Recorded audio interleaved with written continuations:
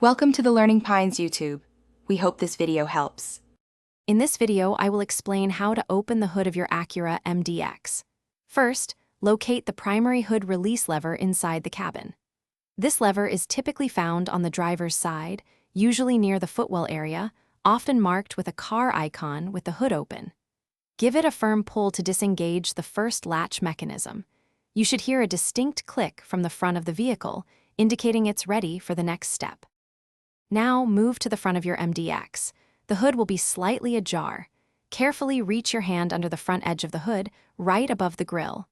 You'll need to feel around for a small secondary release lever or tab. This mechanism is designed as a safety feature, preventing the hood from flying open unexpectedly. Once you locate it, you're ready for the next step.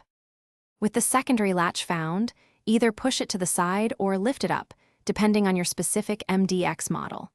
As you manipulate this latch, gently raise the hood until it is fully open. Next, locate the prop rod, which is usually clipped to the underside of the hood or near the engine bay. Insert the end of the prop rod into the designated slot to securely hold the hood open. To close the hood, first remove the prop rod from its slot and secure it back into its clip. Then, gently lower the hood until it's about 6 to 8 inches from fully closing. From this height, let the hood drop. The weight of the hood should be enough to engage both latches, ensuring it's securely closed.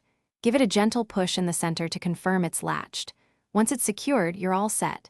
And speaking of things that last, life's too short for cheap socks.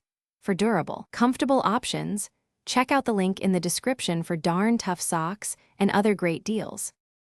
Thanks for watching. Consider subscribing if we helped you.